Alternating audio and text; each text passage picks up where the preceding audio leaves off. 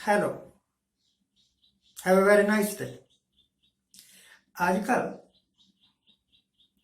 हर एक election mode में है। हर एक अपनी अपनी तरह से लोगों को बेवकूफ बनाने की कोशिश कर रहा है। कल एक खबर पढ़ रहा था, एक आप पार्टी का लीडर था, जेल में था ईडी की कृपा से। उसको कल सुप्रीम कोर्ट से जमानत मिल गई। आप वाले और ऑपोजिशन वाले सारे खुश कि जमानत मिल गई है, हमारी जीत हो गई है।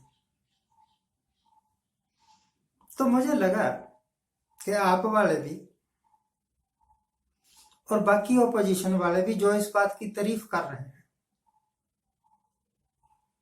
सब बेवकूफ है।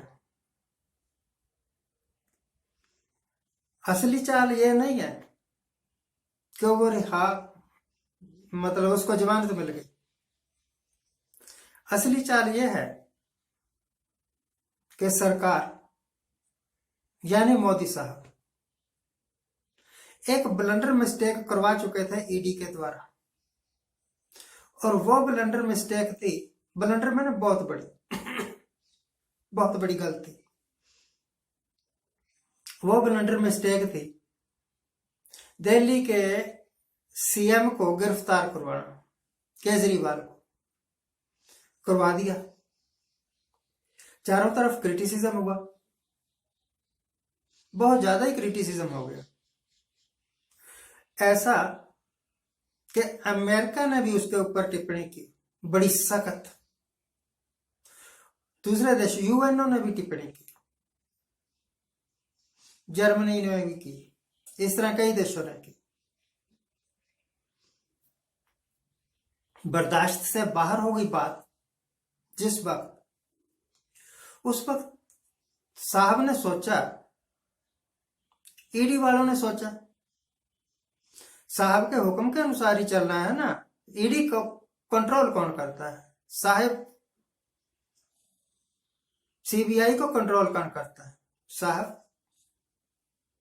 इनकम टैक्स वालों को कंट्रोल कौन करता है? साहब, क्योंकि हेड ऑफ द गवर्नमेंट तो वही है। इस करके कि भैया ये ब्लंडर मिस्टेक अब इस तरीके से ठीक कर लेते हैं, संजय सिंह को रिहा कर देते हैं। रिहा किया। संजय सिंह की मेरिट्स पर रिहा नहीं हुआ। संजय सिंह, ईडी ने विरोध नहीं किया, उसकी जमानत का इस करके रिहा। पहले बड़े जोर शोर से गिरफ्तार किया, ये कहा कि ये तो बहुत बड़ा कल्प्रिट है मनी लॉन्ड्रिंग का, और अब कह दिया कि इसके विरुद्ध हमारे पास कोई सबूत नहीं है। तो आपका दिमाग खराब था? बिना सबूतों के आपने एक जेंटलमैन को इतने दिन गिरफ्तार करके रखा, जेल में रखा। कोई कानून का शासन है क्या? नहीं, कानून का ही शासन है।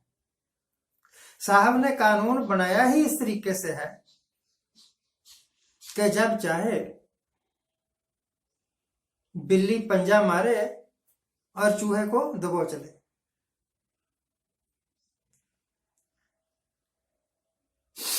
एक बार एक चूहा धूप सेक रहा था खड़ी पहाड़ी के एक खुड में। नीचे से बिल्ली जा रही थी। बिल्ली ने देखा बड़ा मोटा ताजा शानदार चूहा है, क्यों ना आज इसी का नाश्ता किया जाए। पर बिल्ली की पहुंच नहीं थी उस बिल तक जहां पर चूहा छुपा बैठा था। थोड़ा सा बाहर निकल के धूप सेक रहा था सर्दियों की। तो बिल्ली ने गाना गाया, कहने लगे, चूसे मुझसे बड़े दरियाओ, हम बात करें तुम बाहर आओ। चूहे, तेरा बहुत बड़ा दिल है, आओ बैठ के बातें करते हैं। चूहा समझ गया कि मासी के दिल में पाप है। कहने लगा, चूसे मुझसे बड़े पुरंदर, तुम बात करो, हम सुनते हैं अंदर। मैं यहां बैठा हूं ना, बिल में यहीं ठीक हूं, तुम बात कर, मैं तेरी बात सुन लूं। आजकल जितने भी ऑपोजिशन वाले हैं उनकी हालात चूहे जैसी है। या तो बिलों में छुपे रहो या फिर मोदी का विरोध करो और ईडी का झपटा। आज कल परसों कभी भी कोई भी गिरफ्तार हो सकता है। अच्छा है, जो कुछ भी कर रहे हैं ये ठीक कर रहे हैं, क्योंकि साहब का हुक्म, बादशाह का हुक्म ही कानून है। जो उसका विरोध करे वो देशद्रोही है, वो पाकिस्तानी है, वो खालिस्तानी है। ऐसे मत समझना कि मैं भी खालिस्तानी हूं। I am proud to be a Sikh and I am proud to be an Indian. Pakistan क्या है, कहां है, हमने कभी देखा नहीं और कभी जाने की तमन्ना नहीं, क्योंकि मुझे पाकिस्तान के हालात पता है।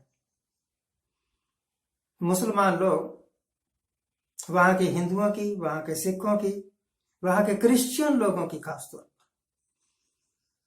लड़कियों को जबरदस्ती घरों से उठा के ले जाते हैं। वही बड़ा शासन जब अफगानिस्तान से लुटेरे आया करते थे और हिंदुओं की औरतों को अपहरण करके बैलगाड़ियों में भर भर के ले जाया करते थे, और सिखों ने कई बार उनको छुड़ाया। आरएसएस वालों को उस वक्त अपनी बहादुरी याद नहीं आई थी। उस वक्त सारे बिलों में छुपे हुए बैठे थे, गर्दन कटवाने के लिए उस वक्त सिख थे। खैर एनीवे, बात इसकी, अगर साहब ने इलेक्शन ईडी के जोर पर ही जीतना है, सीबीआई के जोर पर ही जीतना है, एनआईए के जोर पर ही जीतना है, या गोदी मीडिया के जोर पर जीतना है, तो समझ लो कि popularity of Narendra Modi is 0। तो कोई पॉपुलर लीडर नहीं है। इस तरह तो सत्ता का दुरुपयोग करके कोई भी बन सकता है। हमारे मोहल्ले में एक लीडर टाइप का आदमी, अब तो चला गया, खैर लीडर टाइप का आदमी रहता था। कभी उसने पंचायत का इलेक्शन नहीं जीता और कहता था कि उस वक्त का जो मुख्यमंत्री था हिमाचल का, उसके बारे में कि वो मेरे से पूछे बिना पेशाब नहीं करता। बात बुरी है परंतु कही ऐसी ही थी। आज अगर आप सूक्ष्मदर्शी यंत्र लेकर ढूंढो तो पता नहीं लगता कि साहब किधर है। तो जो जरूरत से ज्यादा उछलता है, जो जरूरत से ज्यादा प्रदर्शन करता है, जो जरूरत से ज्यादा ये शो करने की कोशिश करता है कि उससे बड़ा कोई नहीं, वो विश्व गुरु है या वो बहुत महान है, वो किसी, जिस तरह मैंने अभी एग्जांपल दी अपने एक भाई की, सीएम को भी अपना गुलाम बना सकता है, उससे बड़ा बेवकूफ कोई नहीं।